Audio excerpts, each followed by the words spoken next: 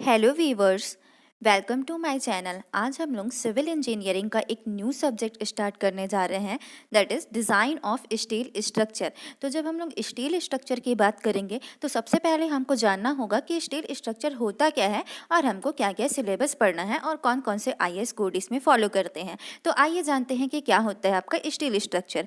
तो design of steel structure is a section or development at which the steel is used as base material for construction.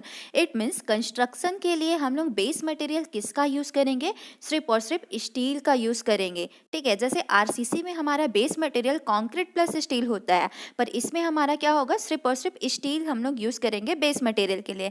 Then steel design consist design of construction, choice of section, then placement of load and also deals with strength to weight criteria. It means strength और weight criteria को follow करते हुए हमको section को choose करना है और place करना है। ठीक है, अकॉर्डिंग टू लोड कि उस पर हैवी लोड आ रहा है कि उसमें कम लोड आ रहा है, इसके अकॉर्डिंग हम लोग क्या करेंगे? सेक्शन को प्लेस करेंगे। तो ये होता है आपका स्टील स्ट्रक्चर। तो स्टील स्ट्रक्चर आप कहाँ यूज़ करते हो? जैसे बड़े बड़े फैक्ट्री हो गए, वहाँ पे आपका वर्कशॉप हो गया, जैसे आपका रेल हो गया, तो रेल में हम लोग क्या यूज़ करते हैं? तो रेल में हमारा स्टील यूज़ होता है। देन इसके बाद आप लोगों ने हावड़ा ब्रिज देखा होगा कोलकाता का, वो भी पूरा किसका बना है? तो आपका स्टील स्ट्रक्चर है। ठीक है, तो आइए जानते हैं इसमें कौन कौन से आईएस कोड हमको पढ़ना होता है। तो हम सबसे पहला आईएस कोड पढ़ते हैं इसमें IS 800। ठीक है, हम लोग इसमें कौन सा आईएस कोड पढ़ते हैं? IS 800 1984।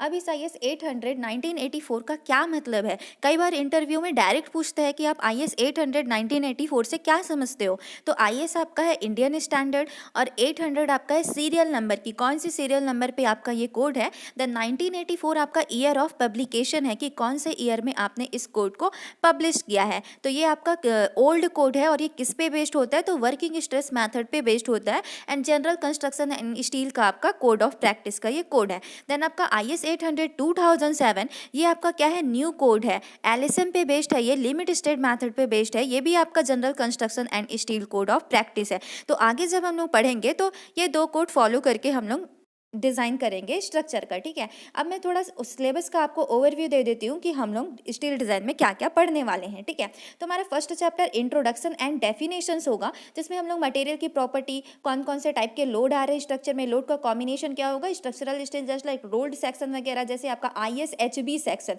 Indian standard heavy section, ISJB section, Indian standard joist section, इस टाइप से हम लोग पढ़ेंगे इसमें। ठीक है, देन हमारा नेक्स्ट चैप्टर होगा रिवेट वेल्ट और बोल्टेड कनेक्शन। तो रिवेट बोल्ट और बोल्टेड कनेक्शन में मैंने सारे यहाँ पे टॉपिक लिख दिया है।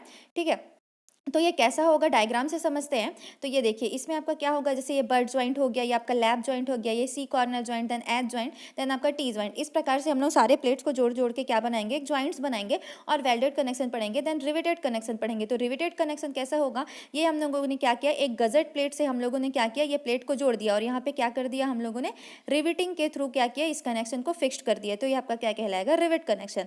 देन हमारा नेक्स्ट चैप्टर होगा टेंशन मेंबर। तो टेंशन मेंबर में हम लोग देखेंगे शियर लेग इफेक्ट क्या होता है, लग एंगल क्या होता है, कैसे हम लोग लग एंगल को ज्वाइन करेंगे एल सेक्शन में, ये सब हम लोग पढ़ेंगे टेंशन मेंबर पे। ठीक है, तो टेंशन मेंबर जैसे ये आपका क्या हो गया? आपका ये गजट प्लेट हो गया, ये वाला आपका गजट प्लेट हो गया, देन ये आपका मेन एंगल हो गया, देन ये आपका लग एंगल हो गया। तो कैसे हम लोग इसको जोड़ेंगे, कैसे इसके स्ट्रेंथ मिलेगा और किसके स्ट्रेंथ ज़्यादा होगा, ये सब देखेंगे हम लोग टेंशन मेंबर में।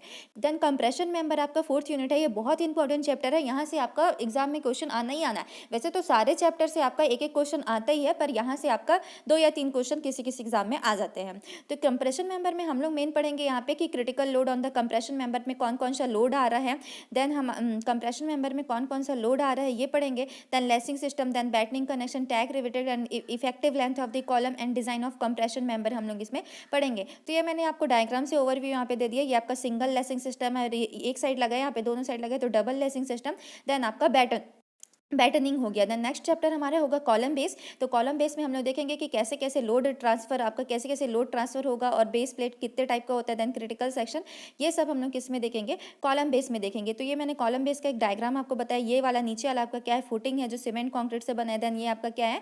ये बेस प्लेट है और यहाँ पे हम लोगों ने क्या किया? फ्लैंज एंगल क्लीट से इसको कनेक्ट कर दिया है। देन ये आपका आई सेक्शन दिख रहा है ऊपर का टॉप व्यू से। ठीक है, ये आपका कवर प्लेट है। ठीक, आगे इसमें टाइप्स पढ़ेंगे तो और भी हम लोग डिटेल में देखते जाएंगे। देन नेक्स्ट चैप्टर आपका आपका होता है प्लेट गर्डर। तो प्लेट गर्डर क्या होता है इसमें देखेंगे तो प्लेट गर्डर में क्या होता है, हम लोग क्या करेंगे, ये आपका फ्लैंज प्लेट हो गया, देन ये बॉटम प्लेट हो गया, देन वेब प्लेट, इसको हम लोगों ने ये क्या किया, यहाँ से कनेक्ट कर दिया। तो प्लेट्स को कनेक्ट करके हम लोग जब कोई हैवी सेक्शन या फिर हैवी हैवी सेक्शन जिसका हाइट ज़्यादा हमको रिक्वायर्ड होगा, वो हम लोग क्या करेंगे, इसमें कनेक्ट करके बनाएंगे। तो ये आपका प्लेट गर्डर, इसके अंतर्गत आपका जेंट्री गर्डर भी आता है, वो भी देखेंगे हम। देन ये आपका स्टिफनर देखेंगे, तो स्टिफनर में ये आपका क्या हो गया, ये आपका एक आई सेक्शन है, तो ये आपका ये हॉरिजॉन्टल स्टिफनर हो गया, देन ये आपका वर्टिकल स्टिफनर हो गया, ठीक है।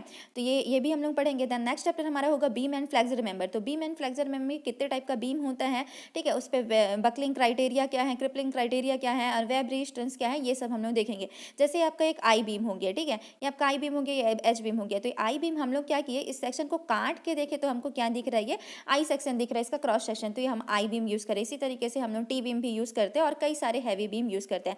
देन नेक्स्ट चैप्टर हमारा होगा रूफ ट्रस। तो रूफ ट्रस की बात करूँ तो जो आपका वर्कशॉप में लगा होता है रूफ ट्रस, आप लोगों ने देखा होगा जनरली इस टाइप का होता है आपका रूफ ट्रस। तो इस बॉटम मेंबर को हम लोग यहाँ पे क्या बोलते हैं, तो इसको टाई मेंबर बोलते हैं, इसको टॉप कॉर्ड मेंबर को प्रिंसिपल राफ्टर बोलते हैं, और ये सारे आपके क्या होते हैं, सिंपल एंगल से कनेक्ट होते हैं, जो कि टेंशन या कंप्रेशन में होते हैं। तो इसको जब हम लोग डिटेल में पढ़ेंगे तो एनालिसिस करके अच्छे से पढ़ेंगे। अभी बस मैं आपको ओवरव्यू दे रही हूँ, ठीक है। नेक्स्ट लास्ट चैप्टर आपका होता है प्लास्टिक एनालिसिस। प्लास्टिक एनालिसिस में हम लोग सेफ फैक्टर देखेंगे, लोड फैक्टर देखेंगे, और रिलेशनशिप देखेंगे, आपका movement curvature relation, then section modulus, ये सारे हम लोग एडम्सन्स देखेंगे, ये सारे हम लोग प्लास्टिक एनालिसिस में देखेंगे। तो नेक्स्ट क्लास में हम लोग क्या करेंगे, एक एक चैप्टर वाइज करके हम लोग डिस्कस करते जाएंगे विथ डायग्राम, ताकि आपको अच्छे से समझ में आए। ओके, आज के लिए इतना ही, तो थैंक यू।